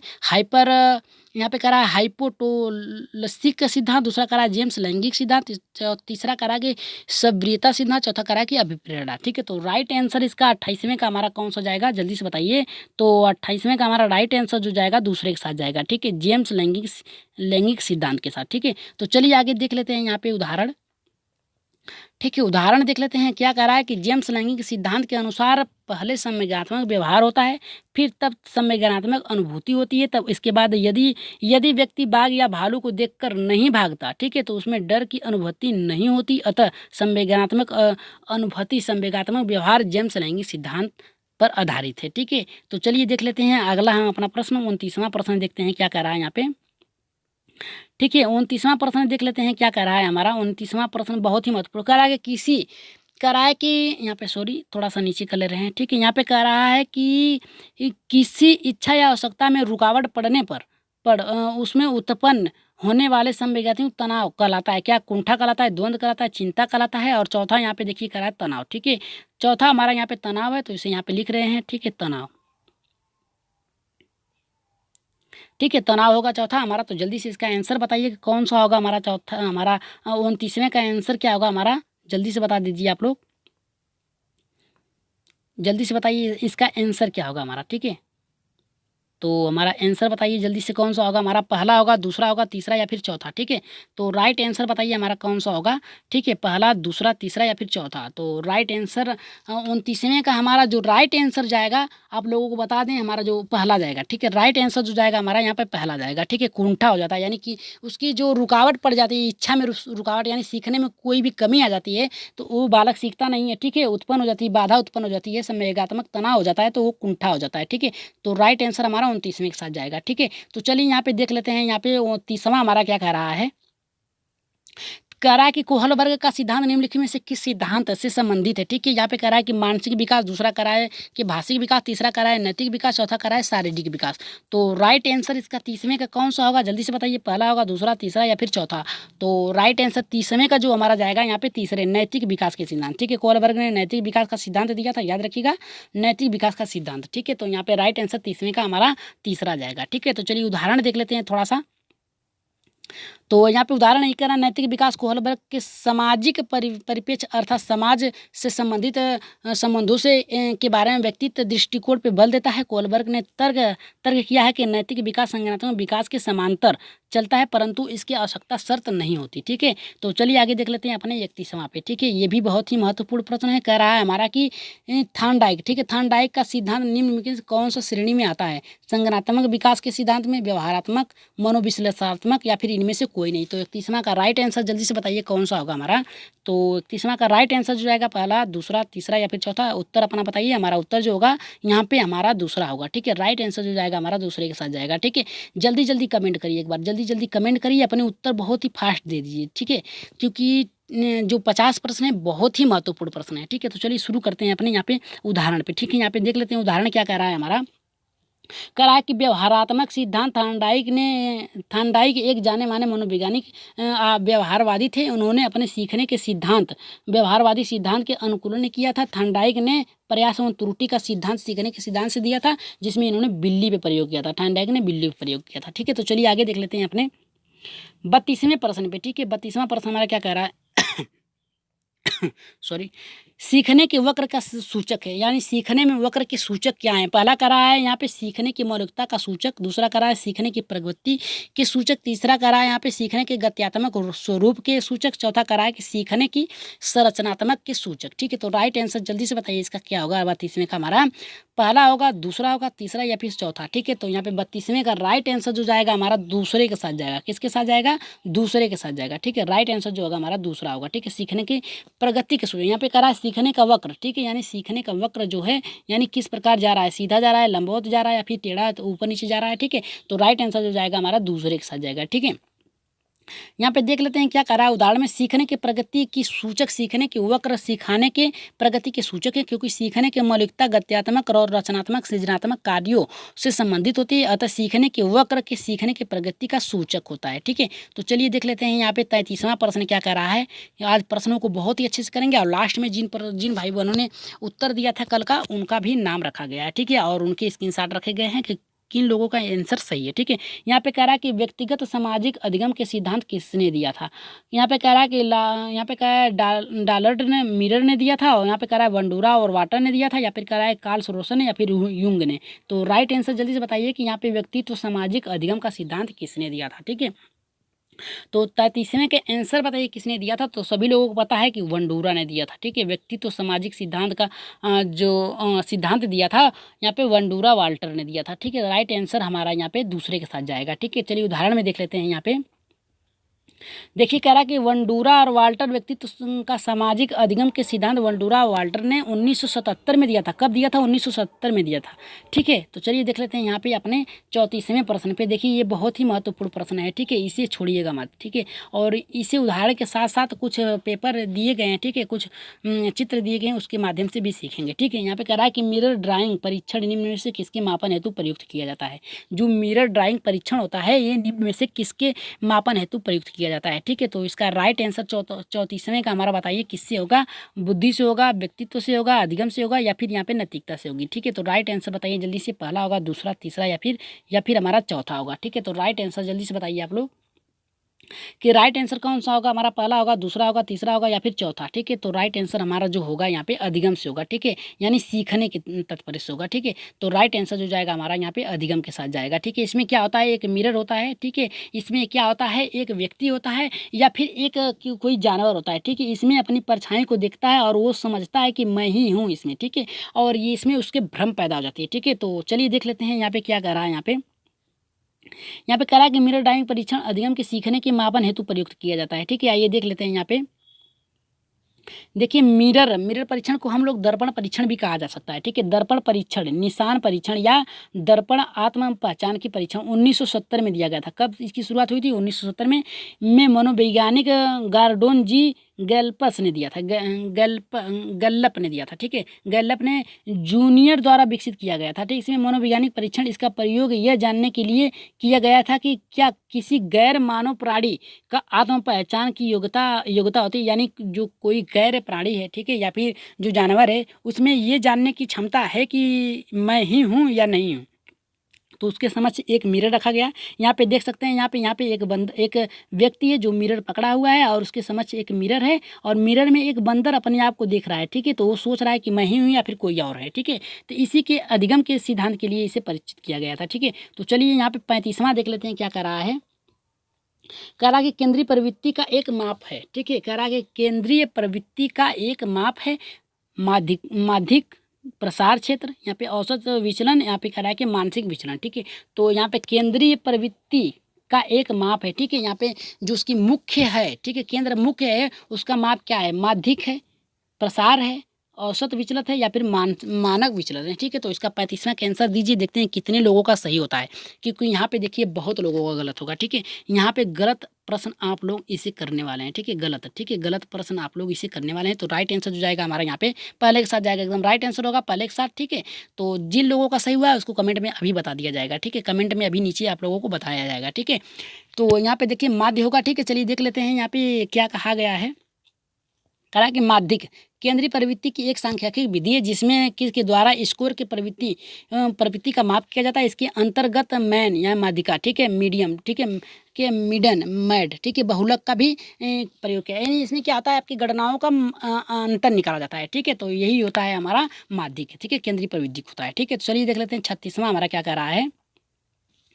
देखिए कह रहा है कि निम्नलिखित से शेष भिन्न है। ठीक है, इसमें से कह रहा है कि निम्नलिखित से कौन सा शेष भिन्न है। कह रहा है कि CP, ठीक है, 16PF TAT, यहाँ पे कह रहा है कि क्लाउड पिक्चर टेस्ट, यहाँ पे कह रहा है कि ड्राई ए मैन टेस्ट। ठीक है, तो 36वें का आंसर बताइए आप लोग कौन सा होगा। तो यहाँ पे देखिए इसमें क्या होता है, ये भी व्यक्तियों से संबंधित है, ये भी व्यक्तियों से संबंधित है, टेट भी व्यक्तियों से परिचित है, लेकिन ये हमारा नहीं है। ठीक है, ये किसी और से परिचित है। ठीक है, तो राइट आंसर जो जाएगा हमारा भिन्न जो है यही है हमारा। ठीक है, तो पहला हमारा सही होगा। चलिए देख लेते हैं उदाहरण में क्या कह रहा है। कह रहा है कि 16PF अन्य 3 विकल्पों TAT cloud picture test driving man test तीनों परीक्षण तकनीकी हैं और 16PF जो कैटिल द्वारा निर्मित व्यक्तित्व परीक्षण टेस्ट हैं जो ये प्रशिक्षित नहीं करता। ठीक है, तो चलिए आप लोग जाने गए होंगे, एक बार इसे स्क्रीनशॉट ले लीजिए इसका। ठीक है, स्क्रीनशॉट लीजिएगा और देख लीजिएगा इसमें क्या कहा है। ठीक है, इसके बारे में भी देख लीजिएगा। ठीक है, तो यहाँ पे चलिए देख लेते हैं यहाँ पे क्या कह रहा है। 37वां हमारा कह रहा है कि विकासात्मक कार्य के प्रत्येक के प्रतिपादन थे। कह रहा है कि हैविंगर्ट, हाँ यहाँ पे कह रहा है हार्लिंगवर्ड, यहाँ कह रहा है जीन पियाजे, या फिर कह रहा है कि चौथा हाल। तो राइट आंसर 37वें का बताइए जल्दी से कौन होगा हमारा। तो 37वें का आंसर जो विकासात्मक कह रहा है यहाँ पे देखिए यहाँ पे कह रहा है कि विकासात्मक कार्य, ठीक है, विकासात्मक कार्य की बात कर रहा है। प्रत्येक के प्रतिपादन, प्रत्येक के प्रतिपादक कौन है, तो यहाँ पे हमारा राइट आंसर जो जाएगा पहले के साथ जाएगा, ना ही लिंगवर्ट के जाएगा, ना ही पियाजे के, ना ही हाल के, ठीक है, हेमिंगहर्स्ट के जाएगा, ठीक है। तो चलिए देख लेते हैं यहाँ पे हमारा उदाहरण क्या कह रहा है। यहाँ पे कह रहा है कि विकासात्मक कार्य का प्रत्येक प्रतिपादन अमेरिका की शिकागो यूनिवर्सिटी के प्रोफेसर रॉबर्ट हेविंगहर्स्ट ने की दिया था, ठीक है। तो राइट आंसर हमारा यहाँ पे पहले के साथ गया था, ठीक है। तो चलिए देख लेते हैं यहाँ पे अपने 38वें प्रश्न पे, ठीक है। ये भी बहुत ही महत्वपूर्ण प्रश्न है, ठीक है। कह रहा है कि सृजनशील की पहचान हेतु किसने सृजनात्मक चिंतन परीक्षण का निर्माण किया था, ठीक है। तो कह रहा है कि सृजनशील की पहचान करने, यानी कौन सा बालक बहुत ही बुद्धिमान है या फिर सृजनशील है या फिर खोज करने में उसकी पहचान या रुचि एक तर्क करता है, उसका चिंतन परीक्षण निर्माण किया गया था टारेंस के द्वारा, मेरीफील्ड के द्वारा, कोलब्रुस के द्वारा या फिर केंट के द्वारा। तो इसका राइट आंसर क्या होगा हमारा, हमारा कौन सा आंसर सही होगा, पहला होगा, दूसरा होगा, तीसरा या फिर चौथा। तो राइट आंसर हमारा कौन सा जाएगा, चौथा, तीसरा या फिर दूसरा या फिर पहला।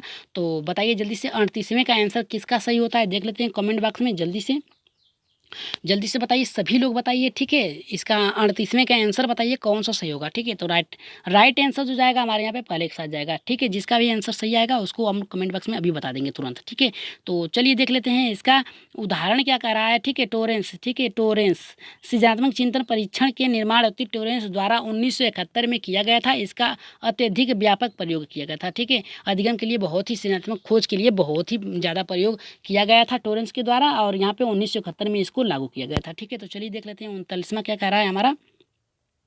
कह रहा है कि अधिगम के प्राथमिक नियमों में से एक है, कह रहा है कि अधिगम के प्राथमिक नियमों में से एक है प्रभाव का नियम, अभिवृत्ति का नियम, यहाँ पे कह रहा है समानता का नियम, यहाँ पे कह रहा है कि साहचर्य का नियम, ठीक है। तो राइट आंसर जल्दी से बताइए 39वां का आंसर कौन सा होगा हमारा, यहाँ पे पहला होगा, दूसरा होगा, तीसरा या फिर चौथा। यहाँ पे अधिगम के प्राथमिक नियम की बात कर रहा है, गौड़ नियम, मुख्य नियम, ठीक है। तो यहाँ पे हमारा जो राइट आंसर जो जाएगा यहाँ पे पहला जाएगा, ठीक है, प्रभाव का नियम, ठीक है, मुख्य नियम के अंतर्गत आएगा, ठीक है। और ये तीनों जो है हमारा यहाँ पे गौड़ नियम, ठीक है, गौड़ नियम 5, मुख्य नियम 3, ठीक है।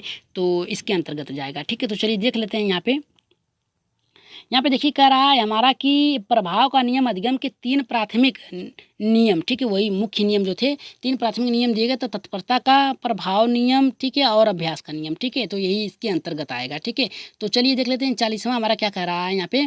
40 का ये कह रहा है कि निम्नलिखित कि किसमें अन्वेषण के ऊर्ध्व उपागम का उपयोग किया जाता है, यानी कि अन्वेषण यानी खोज, ठीक है, याद रखिएगा खोज की बात कर रहा है, ठीक है, खोज की बात कर रहा है, ठीक है, खोज, ठीक है, किसमें खोज सम्मिलित है, प्रयोगीकरण में, केस अध्ययन में, सर्वेक्षण में या फिर अंतर्गत, ठीक है। तो 40वें का आंसर जल्दी से बताइए कि 40 का आंसर हमारा क्या होगा, ठीक है।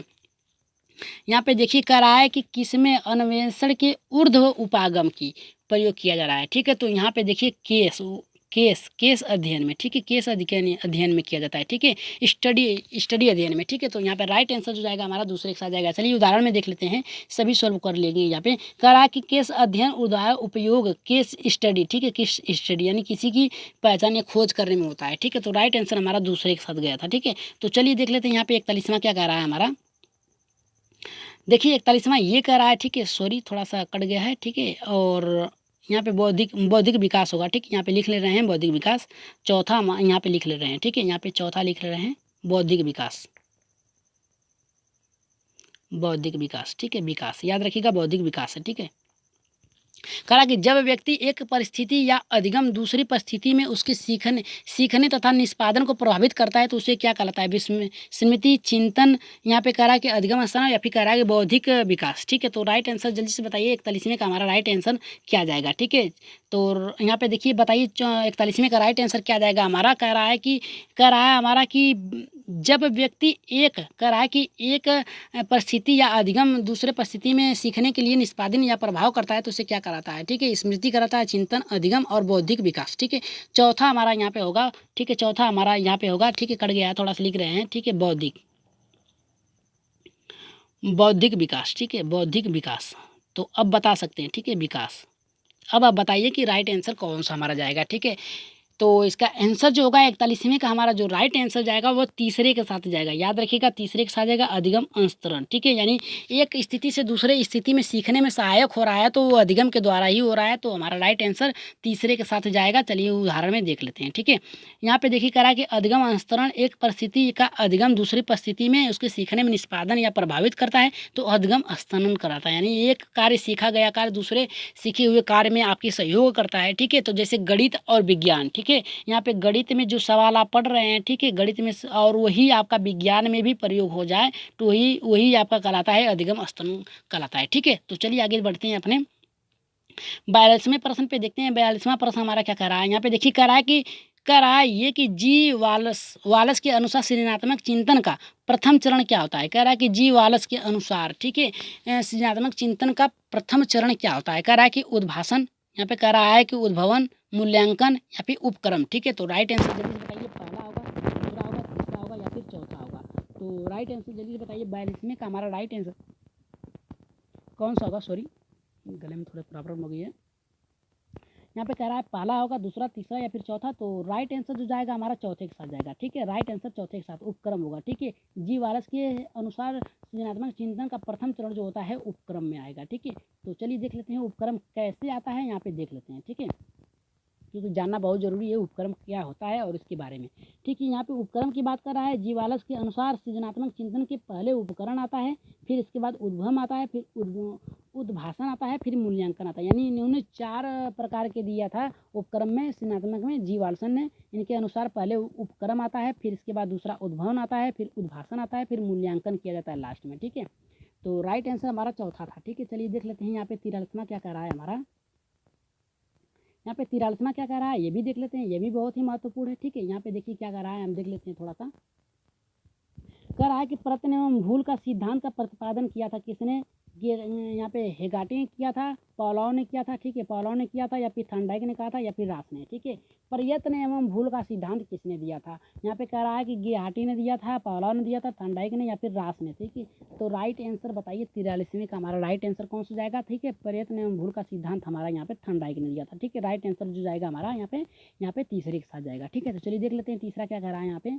कब दिया गया था प्रयत्न एवं भूल का सिद्धांत, किस पे दिया गया था। थर्नडाइक ने प्रयास एवं भूल का सिद्धांत का प्रतिपादन 1898 में किया था और ये प्रयोग बिल्ली पे किया था, ठीक है। थर्नडाइक ने अपना प्रयोग किस पे किया था, बिल्ली पे किया था। कब किया था, 1898 किया था और उसका नाम क्या दिया था, प्रयास एवं भूल का सिद्धांत, ठीक है। तो चलिए आगे बढ़ते हैं अपने 44वें प्रश्न पे। देख लेते हैं 44वां प्रश्न क्या कर रहा है। यहाँ पे देखिए चौथा हमारा यहाँ पे डेसिल होगा, ठीक है। यहाँ पे थोड़ा कट जा रहा है प्रश्न क्योंकि बड़े बड़े हो गए हैं, ठीक है। चौथा कह रहा है कि डेसिल है, ठीक है। यहाँ पे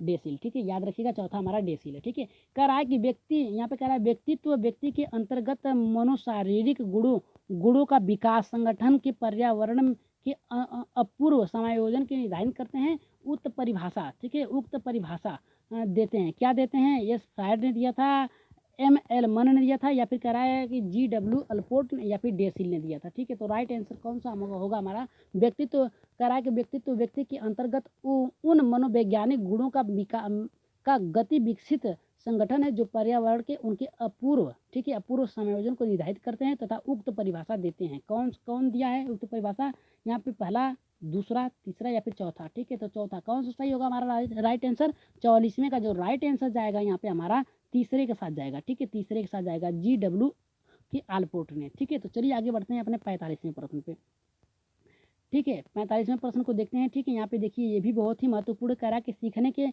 पलायन आधारित है, ठीक है। सीखने में पलायन आधारित है, नकारात्मक, सकारात्मक, यहाँ पे विलंबित, यहाँ पे कह रहा है पुनर्वरण की निष्पत्ति, ठीक है, निष्क्रियता, ठीक है। तो जल्दी से बताइए इसका आंसर कौन सा होगा हमारा। यहाँ पे कह रहा है कि जो सीखने के पलायन है, ठीक है, यानी सीखने के समय भाग जाना, सीखते समय भाग जाना किसका संबंधित है, किससे संबंधित है। नकारात्मक पुनर्वलन, सकारात्मक पुनर्वलन या फिर कह रहा है विलंबित या फिर कह रहा है कि पुनर्वलन की निवृत्ता पर, ठीक है। तो राइट आंसर जल्दी से बताइए 45वें का राइट आंसर कौन सा होगा।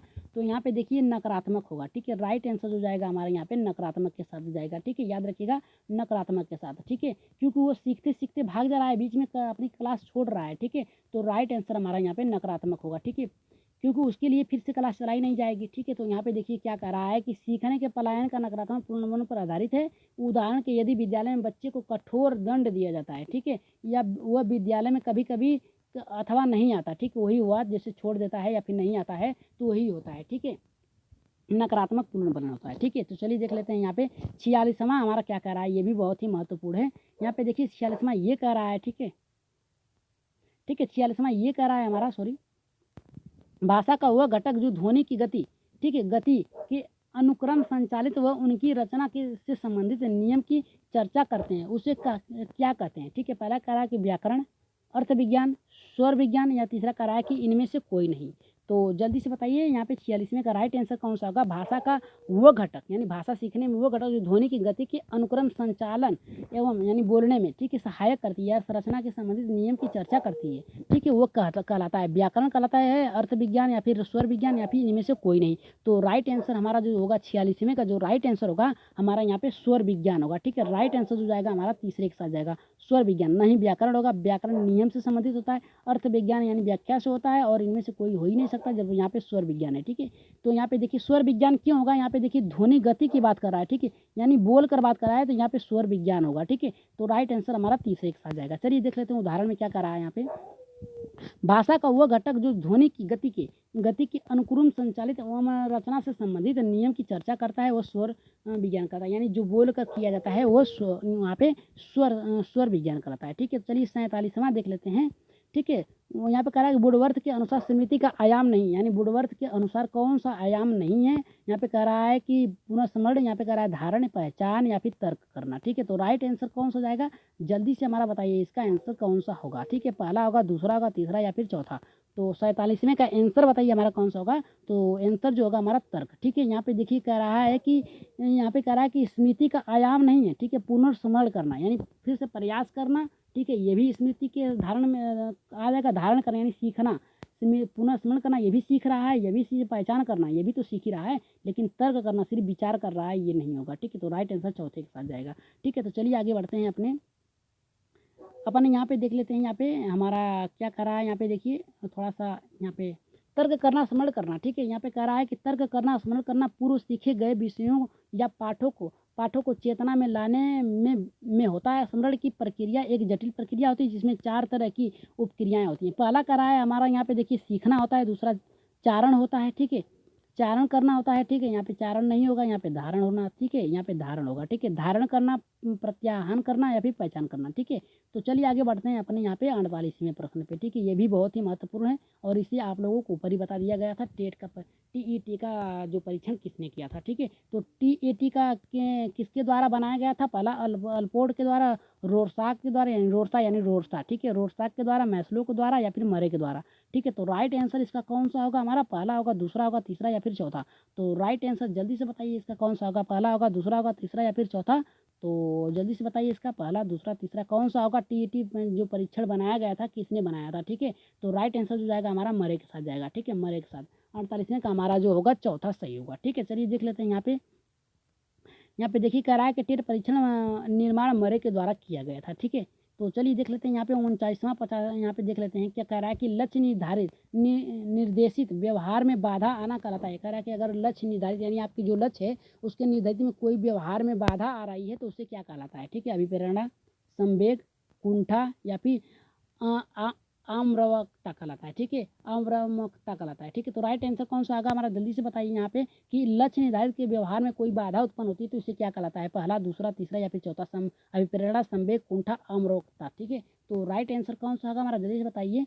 राइट आंसर पहले पे जा रहे हैं, दूसरे पे जा रहे हैं, तीसरे पे, या फिर चौथे पे। तो राइट आंसर जल्दी से बताइए आप लोग कमेंट बॉक्स में, जल्दी से बताइए, जल्दी से बताइए, और एक बार शेयर कर दीजिए। ठीक है, एक बार शेयर कर दीजिए वीडियो को, जल्दी से शेयर करिए। ठीक है, शेयर करिए तो आगे बढ़ रहे हैं। ठीक है, तो राइट आंसर जो 49वां का हमारा जाएगा यहाँ पे कुंठा हो जाता है। ठीक है, यहाँ पे कुंठा हो जाता है व्यक्ति। ठीक है, चलिए देख लेते हैं उदाहरण में क्या कहलाता है। कह रहा है कि कुंठा लक्ष्य निर्धारित व्यवहार में बाधा उत्पन्न करती है, यानी किसी चीज़ में आपके सीखने में बाधा उत्पन्न हो रही है बालक, ठीक है, और उसे करने में बार बार असफल हो रहा है। ठीक है, तो वो क्या कहलाएगा आपका तीसरा यानी कुंठा कहलाएगा। ठीक है, तो चलिए 50वां देख लेते हैं, और ये राइट आंसर आप लोगों को कमेंट बॉक्स में आप लोगों को देना है। ठीक है, राइट आंसर कमेंट बॉक्स में आप लोगों को देना है। ठीक है, आँख के रंग में कौन सा कारक प्रभावित करता है, यानी आँख के रंग को कौन सा कारक प्रभावित करता है, आनुवंशिकता, वातावरण, हार्मोन्स, या फिर समाज। ठीक है, तो राइट आंसर जल्दी से बताइए या फिर हम ही बता दे रहे हैं। ठीक है, तो यहाँ पे राइट आंसर जो होगा पहला होगा, दूसरा, तीसरा या फिर चौथा। तो राइट आंसर जल्दी से बताइए आप लोग। पहला होगा, दूसरा, तीसरा या फिर चौथा। तो इसका राइट आंसर हम बता दे रहे हैं, आनुवंशिकता होगी। ठीक है, 50वें का हमारा राइट आंसर जो जाएगा पहला होगा। ठीक है, क्योंकि ये जो होता है आनुवंशिकता, यानी आपके माता पिता या दादा दादी के जो आंखों का कलर होता है, ठीक है, हो सकता है वही कलर आप लोगों के बच्चों में आ सकता है। ठीक है, अपने आपके माता पिता में ना हो, लेकिन दादा दादी नाना नानी में हो। तो अगर दादा दादी में होगा तो माता पिता के में आएगा, पिता में गुण आएगा, पिता में से उस डायरेक्ट उसके उसके बच्चे में आएगा। अगर माता में है तो उसके नाना नानी में होगा तो डायरेक्ट माता से उसके बच्चे में आएगा। ठीक है, तो राइट आंसर यहाँ पे आनुवंशिकता ही प्रभावित करता है। ठीक है, आंखों के रंगों को। ठीक है, तो यहाँ पे देखिए दिया है आनुवंशिकता। ठीक है, आनुवंशिकता रंगों आंखों के रंगों को प्रभावित करता है। ठीक है, तो चलिए देख लेते हैं यहाँ पे किन किन लोगों का आंसर कल का सही आया था। ठीक है, तो चलिए देख लेते हैं। यहाँ पे देखिए कह रहा है हमारा पहला, देखिए जो आंसर था कहाँ अभ्यारण्य पाया जाता है। ठीक है, वो अभ्यारण्य कहाँ है, तो यहाँ पे शिवांगी। ठीक है, शिवांगी ने बताया था बी, उत्तर प्रदेश, एकदम राइट आंसर है। यहाँ पे कह रहा है कि निरंजन कश्यप। ठीक है, निरंजन कश्यप जी का भी एकदम ये उन्होंने बताया था उत्तर प्रदेश, हिमाचल प्रदेश, जो एक शॉर्ट काट में लिखा गया था। ठीक है, उसे हम नहीं पढ़ पाए थे। ठीक है, तो उन्होंने बताया था। ठीक है, और यहाँ पे पूजा, ठीक है, पूजा यादव जी का 19वें का दूसरा आया था। और यहाँ पे बलवंत मिश्रा जी कह रहे हैं कि सर आप भी बहुत हाँ, कह रहे हैं कि हमें में 15 नंबर क्वेश्चन ही चल रहा है। ठीक है, हमारे में 15 की, यहाँ पे बलवंत जी कह रहे हैं कि हमारे में सर अभी 15 नंबर चला है। ठीक, ऐसा होता है कि आपका नेटवर्क स्लो जब होता है, ठीक है, तो आपका क्वेश्चन पीछे हो जाता है। ठीक है, तो आप जब भी पीछे चला जाए तो आप लोग क्या करिए कि फिर से क्लास को ऑन कर दीजिए। ठीक है, तो वो आप लोगों का सही हो जाएगा। ठीक है, यहाँ पे देखिए, यहाँ पे बताया है यहाँ पे निरंजन कश्यप जी ने बताए हैं कि जो 20वें का राइट आंसर होगा बी होगा, यानी उत्तर प्रदेश। ठीक है, और यहाँ पे देखिए मंती कुमारी ने बताया है, ठीक है, कि बी यानी उत्तर प्रदेश, इनका भी राइट आंसर आया है। और यहाँ पे देखिए शिवानी सोनी ने भी बताया है बी। ठीक है, तो इनका भी उत्तर प्रदेश आया है। ठीक है, और यहाँ पे देखिए शिवांगी ने भी बताया वही, और संजय बाबू जी उत्तर प्रदेश 20वें का एकदम राइट आंसर बताया है। इन्होंने ये सभी प्रश्नों को लिख कर बताते हैं। ठीक है, अपना जो प्रश्न होता है उसका उत्तर जो होता है ये लिख कर बताते हैं। बहुत बहुत धन्यवाद। और यहाँ पे संजय बाबू जी सर यहाँ पे उन्होंने कहा है। और यहाँ पे देखिए ये उनको कहा गया था, बलवंत जी से कहा गया था कि वीडियो को फिर से चला दीजिए। ठीक है, और यहाँ पे पूजा यादव जी का 20वें का दूसरा सही है। ठीक है, और आइए देखते हैं क्या कह रहा है। यहाँ पे संजय बाबू ने कहा है कि दुधवा राष्ट्रीय उद्यान उत्तर प्रदेश में, एकदम राइट आंसर इनका भी आया है। और यहाँ पे गुलशन कनौजिया जी हैं, इनका भी उत्तर प्रदेश ही आया है। ठीक है, और यहाँ पे देखिए कह रहा है कि बलवंत जी, यहाँ पे बलवंत मिश्रा जी कह रहे हैं कि दुधवा नेशनल पार्क उत्तर प्रदेश में, एकदम राइट आंसर आप इनका भी आया है। और यहाँ पे सरिता यादव, एस के यादव। ठीक है, सरिता एस के यादव, इनका thank you very much useful videos. So एकदम आपका वेलकम है। ठीक है, आप ही लोगों के लिए तो बनाया जा रहा है। ठीक है, आप लोगों का सहयोग बस मिलता रहे। और यहाँ पे देखिए कह रहा है कि सॉरी कह रहा है, ठीक है, यहाँ पे कह रहा है कि सॉरी 20वें का उत्तर इन्होंने बताया कि उत्तर प्रदेश होगा। ठीक है, और यहाँ पे देखिए यहाँ पे टिकटॉक ऋतिक हैं। ठीक है, इन्होंने 20वें का उत्तर बताया है कि उत्तर प्रदेश होगा। ठीक है, और यहाँ पे वंदना कनौजिया जी हैं, इन्होंने बताया है कि 20वें का उत्तर प्रदेश। शिवांगी सोनी इनका पहले बता चुके हैं। ठीक है, इन्होंने भी बताया भी। और यहाँ पे छाया वर्मा जी 19वां आप चल रहे हैं। ठीक है, अभी, और 20वें का आपका उत्तर शायद नीचे हो। ठीक है, और यहाँ पे देखिए इनका 10वें का भी आ गया है। ठीक है, 10वें का सी आया था। ठीक है, ये कमेंट बॉक्स में देते हैं। और यहाँ पे देखिए रिया जी कह रही हैं कि सर आज तबीयत ख़राब थी इसलिए क्लास को अटेंड नहीं कर पाई। कोई बात नहीं, अगर आपकी शारीरिक और मानसिक प्रक्रिया एकदम सही रहेगी तभी सीख सकती हैं। ठीक है, तो पहले दवाई लीजिए और दवा लेने के बाद क्लास अटेंड कीजिए। ठीक है, तो यहाँ पे नीरज कुमार जी कह रहे हैं यूपी यानी उत्तर प्रदेश। ठीक है, ये इनका भी नीरज कुमारी जी कह रही हैं कि उत्तर प्रदेश होगा। ठीक है, तो दवा वाला। और यहाँ पे निरंजन कश्यप जी भी उत्तर बताए हैं। ठीक है, उत्तर प्रदेश। और यहाँ पे छाया वर्मा जी 9वें का भी चल रही है इनका तो बी बताई हैं। ठीक है, और आप लोगों को बता दें कि आज के जो क्वेश्चन आप लोगों को कैसे लगे एक बार कमेंट बॉक्स में बता दीजिएगा। और आज के लिए इतना ही। अगली क्लास के लिए हमें इजाज़त दीजिए और जल्दी ही मिलेंगे अगले प्रश्न के साथ। ठीक है, और अपना ख्याल रखिएगा और अच्छे से तैयारी करिएगा। ठीक है, आज के लिए इतना ही। धन्यवाद।